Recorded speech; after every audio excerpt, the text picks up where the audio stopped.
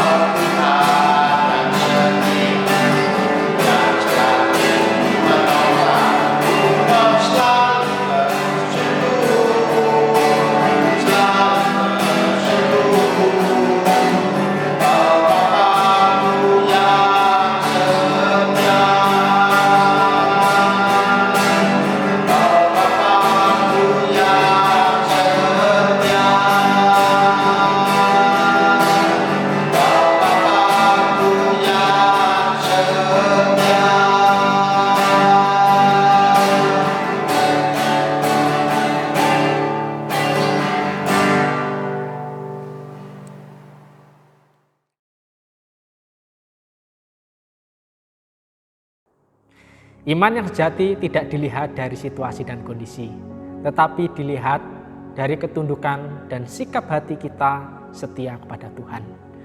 Mari kita berdoa bersama. Tuhan yang kami kasihi, pada saat ini kami bersyukur atas kemurahan-Mu. Engkau izinkan kami bersama-sama belajar akan firman yang telah Engkau berikan kepada kami.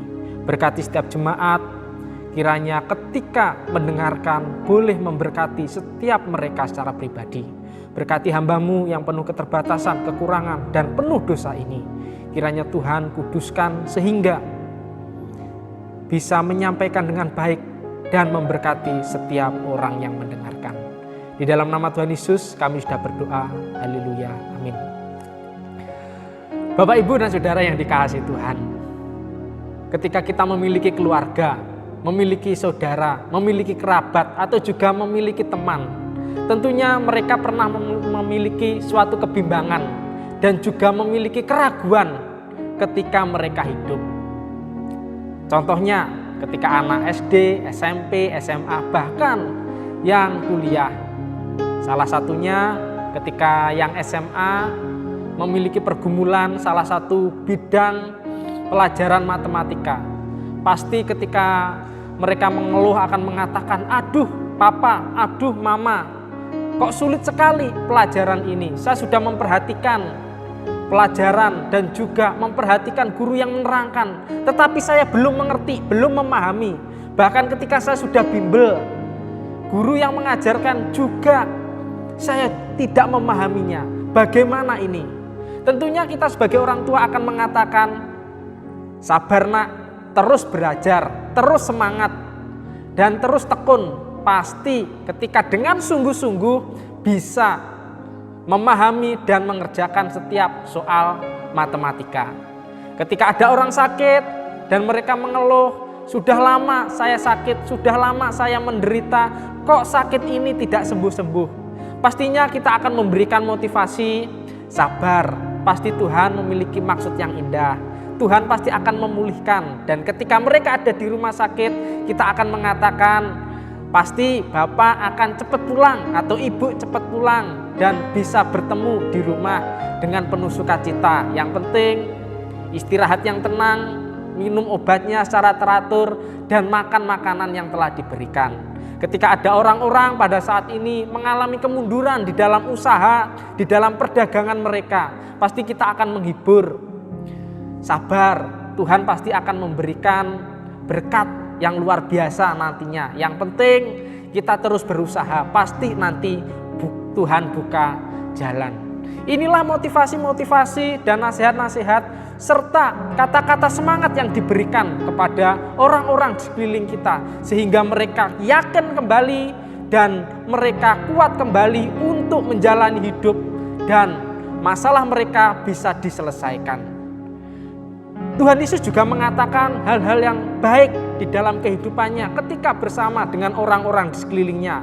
Salah satunya perempuan Samaria, ketika menimba air, Tuhan mengatakan, "Engkau memberikan aku air, tapi aku akan memberikan roti hidup kepadamu." Sehingga perempuan ini yang berdosa, yang suaminya banyak, tentunya pada saat itu mengalami suatu sukacita dan pengharapan bahwa dia adalah orang-orang yang dikasihi Tuhan. Ketika ada orang yang berdosa menjadi tunasusila, Tuhan mengatakan, "Dosamu diampuni." Ini merupakan suatu kalimat-kalimat atau kata-kata yang memberikan penguatan kepada orang-orang di sekeliling Tuhan Yesus itu sendiri.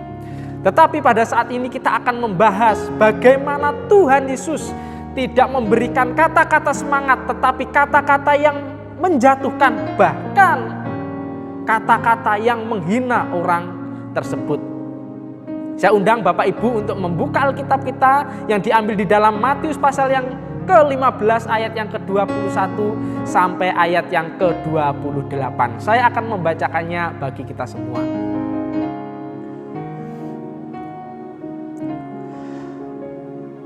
Lalu Yesus pergi dari situ dan menyingkir ke daerah Tirus dan Sidon. 22. Maka datanglah seorang perempuan Kanaan dari daerah itu dan berseru, "Kasihanilah aku ya Tuhan, anak Daud, karena anakku perempuan kerasukan setan dan sangat menderita." Tetapi Yesus sama sekali tidak menjawabnya. Lalu murid-muridnya datang dan meminta kepadanya, "Suruhlah ia pergi." Ia mengikuti kita dengan berteriak-teriak. Jawab Yesus, "Aku diutus hanya kepada domba-domba yang hilang dari umat Israel." 25. Tetapi perempuan itu mendekat dan menyembah Dia sambil berkata, "Tuhan, tolonglah aku." Tetapi Yesus menjawab, "Tidak patut mengambil roti yang disediakan bagi anak-anak dan melemparkannya ke anjing." 27. Kata perempuan itu, "Benar Tuhan, namun anjing itu makan remah-remah yang jatuh dari meja tuannya. 28. Maka Yesus menjawab dan berkata kepadanya, "Hai ibu, besar imanmu, maka jadilah kepadamu seperti yang kau kehendaki." Dan seketika itu juga anaknya sembuh. Matius 15, 21 sampai 28. Di sini kita akan melihat keteguhan hati orang percaya atau kesungguhan hati orang yang mengasihi Tuhan. Dan tentunya pada saat ini kita belajar dari keteladanan seorang perempuan Kanaan. Ketika Yesus setelah melayani menyembuhkan banyak orang di daerah Genesaret, dia pergi ke daerah Tirus Sidon. Kenapa dia pergi pada saat itu? Setelah menyembuhkan, dia ngobrol dengan orang Farisi dan juga ahli Taurat. Dan ketika mereka makan, orang-orang Farisi mengatakan bahwa kamu makan dengan tidak mencuci tangan. Dan pada saat itu, menurut tradisi Yahudi, orang yang makan dengan tidak cuci tangan, makanan yang dimasukkan ke dalam perut adalah najis. Tetapi Tuhan mengatakan, bukan apa yang masuk ke dalam mulut yang najis, tetapi apa yang keluar dari mulut itulah yang najis. Sehingga dia melakukan perjalanan sekitar 30 mil atau 48 kilometer. Jika berjalan terus, itu bisa ditempuh selama 16 jam. Wow, ini cukup luar biasa lama. Kalau Yesus dan murid-murid sering beristirahat. Kalau zaman dulu pasti berjalan. Kalau zaman sekarang mungkin ikut ojek online atau ikut mobil online supaya cepat. Tetapi pada saat itu mereka berjalan ke daerah tersebut. Daerah Tirus dan Sidon merupakan daerah perdagangan yang cukup ramai. Di situ banyak orang-orang non-Yahudi daripada orang Yahudi. Ada orang Kanaan, orang Romawi, orang Yunani, dan bangsa-bangsa lain berkumpul di tempat itu. Ketika Yesus sampai di daerah tersebut, dia masuk ke rumah, tetapi ada seorang perempuan yang mendengar Yesus itu adalah Tuhan yang bisa menyembuhkan orang-orang yang mengalami sakit dan juga bisa mengusir setan, salah satunya di daerah Gerasa. Orang-orang yang dimana dia telah menderita begitu lama karena setan tersebut. Dan setelah itu diusir oleh Yesus. Pada saat itu, maka perempuan itu ketika bertemu dengan Yesus mengatakan, "Kasihanilah aku ya Tuhan, anak Daud, karena anakku perempuan kerasukan setan dan sangat menderita." Di sini Yesus meminta belas kasihan Tuhan supaya Yesus berkenan menyembuhkan anaknya yang sangat menderita pada saat itu.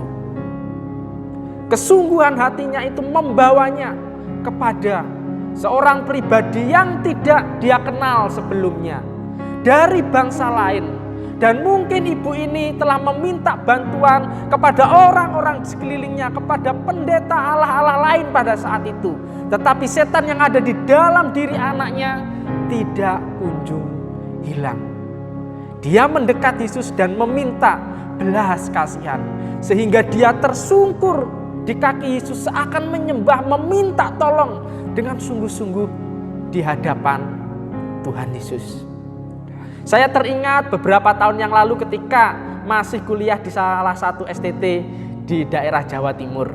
Pada saat itu setelah kuliah siang, kami semua mahasiswa berkumpul di ruang makan. Dan puji Tuhan, pada saat itu lauk yang dihidangkan adalah lauk yang sangat disenangi oleh mahasiswa. Pada saat itu kami sudah melihatnya dan secepatnya menikmati makanan tersebut. Tetapi satu hal yang menghambat kami adalah belum berdoa pada saat itu. Maka salah satu teman kami diminta untuk berdoa dan doanya begitu cepat dan juga begitu singkat. Dia mengatakan seperti ini, Tuhan terima kasih atas berkat-Mu yang telah Engkau berikan kepada kami, dan kiranya Tuhan sucikan, kuduskan makanan ini sehingga menjadi kekuatan baru di dalam kehidupan orang-orang yang mengkonsumsi. Di dalam nama Tuhan Yesus kami sudah berdoa, amin. Ketika dia berdoa tersebut, dia tidak menutup mata. Kenapa saya bisa tahu? Karena saya juga tidak menutup mata. Ternyata banyak orang yang tidak menutup mata pada siang hari itu. Dan setelah itu kami makan begitu lahapnya. Hal ini adalah suatu hal yang sederhana bagi kami pada saat itu. Tetapi ada satu yang penting, yaitu kami tidak meminta pengudusan dan penyucian akan makanan yang akan kami konsumsi itu dengan sungguh-sungguh. Kami tidak meminta belas kasihan Tuhan. Memang benar banyak hamba Tuhan atau calon hamba Tuhan yang dibentuk, tetapi terkadang mereka kurang mendekatkan diri kepada Tuhan dalam beberapa waktu. Di sini kita harus belajar dari perempuan ini.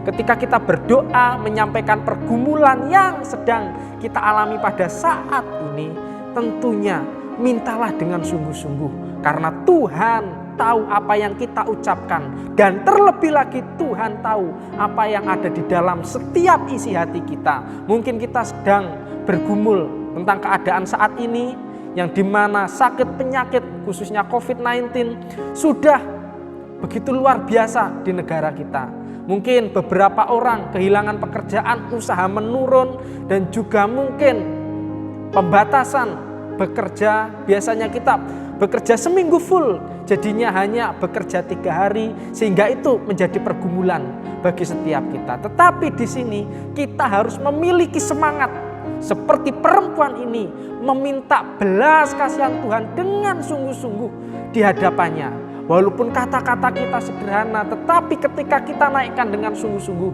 Tuhan mendengarkan. Bahkan Roh Kudus yang ada di dalam hati kita menyampaikan semuanya itu dengan begitu lengkap. Karena Tuhan kita tahu apa yang kita rasakan dan tahu apa yang kita alami. Oleh sebab itu, di dalam setiap momen-momen sulit seperti ini, mintalah belas kasihan kepada Tuhan dan Dia akan bertindak.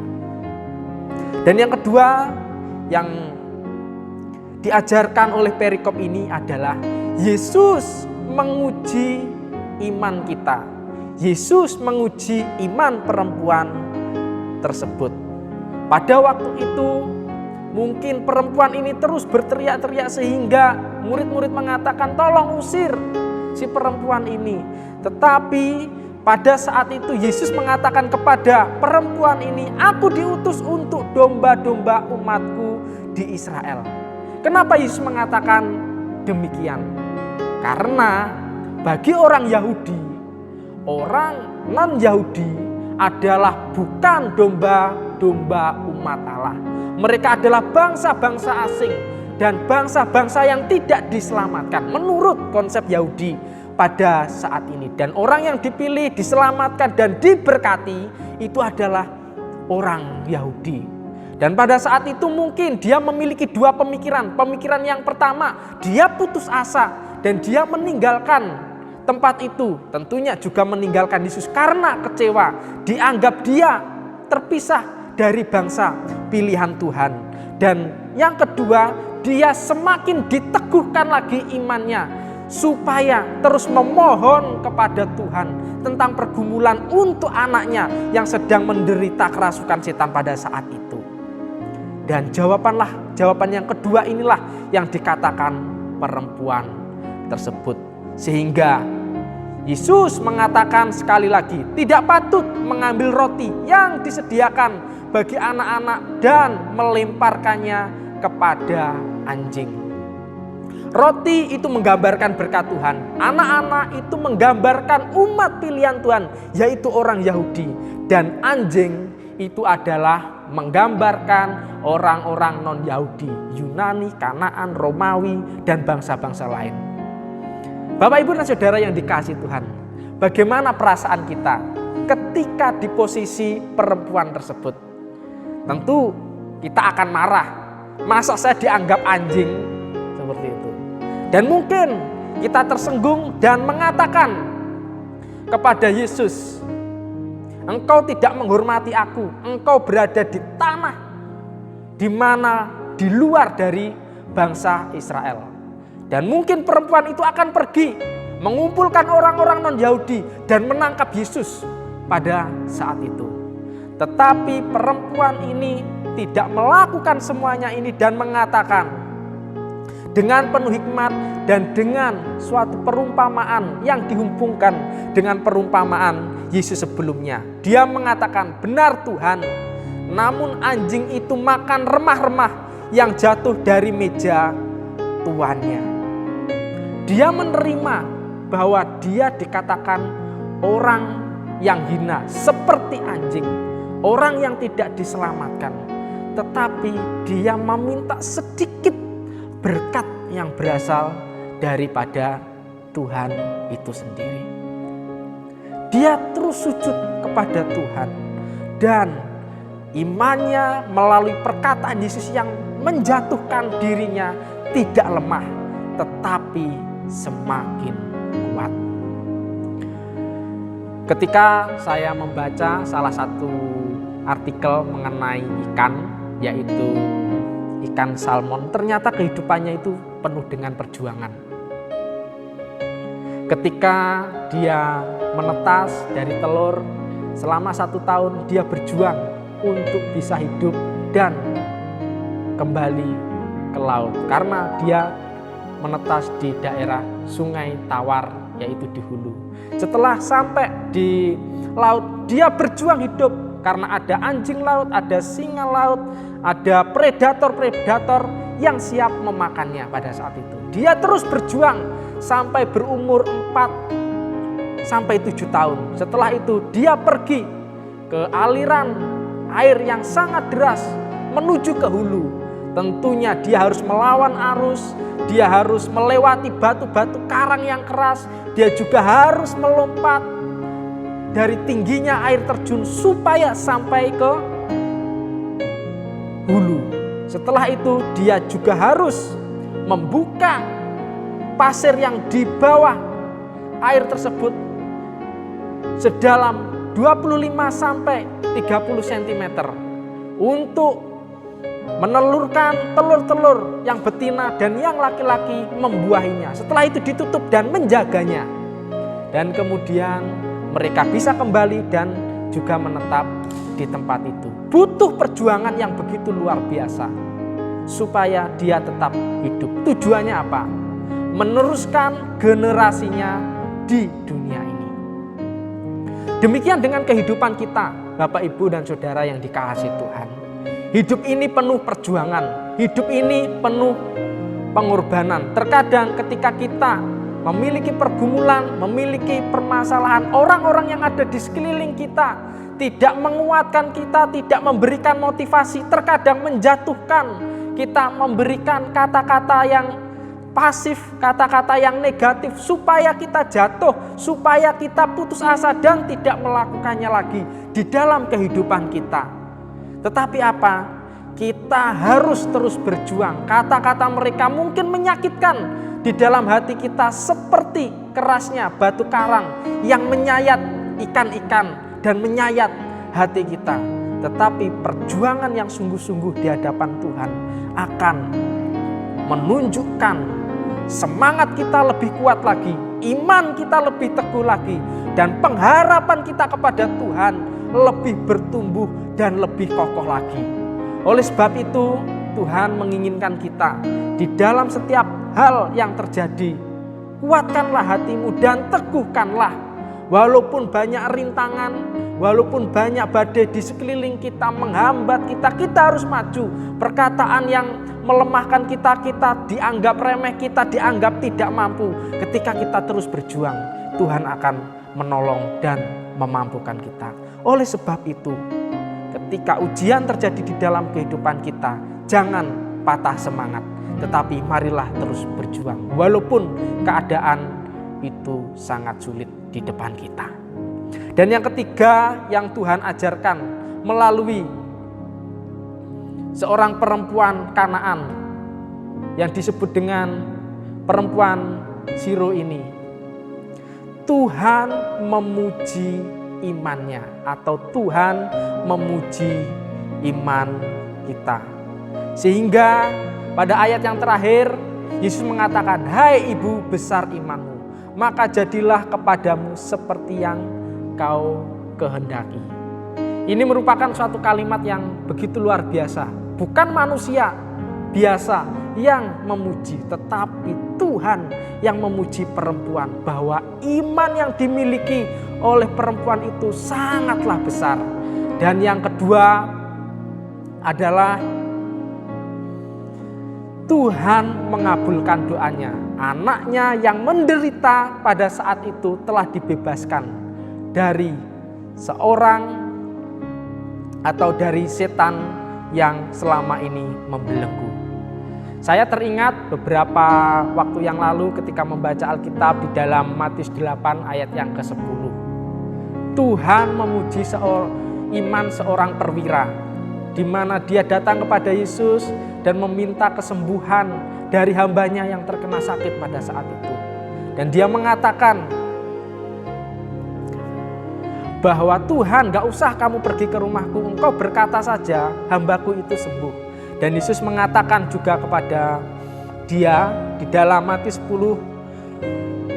8 ayat yang ke-10. Setelah Yesus mendengar hal itu, heranlah ia dan berkata kepada mereka yang mengikutnya, "Aku berkata kepadamu, sesungguhnya iman sebesar ini tidak pernah aku jumpai pada seorang pun di antara orang Israel." Orang non-Israel memiliki iman yang lebih besar daripada orang Israel tersebut. Saudara yang dikasihi Tuhan, pada saat ini kita menyadari apa yang kita butuhkan, apa yang kita harapkan, pergumulan yang sedang terjadi mungkin seakan-akan tidak dijawab oleh Tuhan pada saat itu. Kita percaya dan kita menyadari Tuhan akan mengabulkan segala pergumulan yang terjadi tepat pada waktunya. Karena Tuhan itu baik dan tentunya sesuai dengan kehendaknya. Kita percaya semuanya itu Tuhan akan nyatakan. Yang terpenting di dalam kehidupan kita adalah meneguhkan iman kita, meneguhkan iman orang percaya di dalam kehidupan kita. Sehingga pada akhirnya Tuhan mengatakan, "Hai hambaku, imanmu sangatlah besar, imanmu sangatlah agung." Dan pada akhirnya hidup kita berkenan dan semakin setia kepada Tuhan. Meneguhkan iman percaya kita kepada Tuhan sangatlah penting. Mari kita berdoa bersama. Bapa yang kami kasihi, pada saat ini kami bersyukur atas kemurahan-Mu. Jikalau Engkau izinkan kami belajar akan firman-Mu yang sederhana ini, berkati kami ya Tuhan, di dalam setiap rintangan, cobaan, ujian, badai hidup yang ada di depan kami, yang sangat sulit ini. Tuhan mengiringi langkah hidup kami. Dan pada akhirnya Tuhan memberikan kelegaan, kepuasan. Karena Tuhan adalah Tuhan yang hidup dan memberikan solusi jalan keluar yang terbaik bagi kehidupan kami. Berikan hati bagi jemaat untuk terus berjalan bersama dengan Engkau. Di dalam nama Tuhan Yesus kami sudah berdoa. Haleluya. Amin. Tuhan Yesus memberkati kita semua.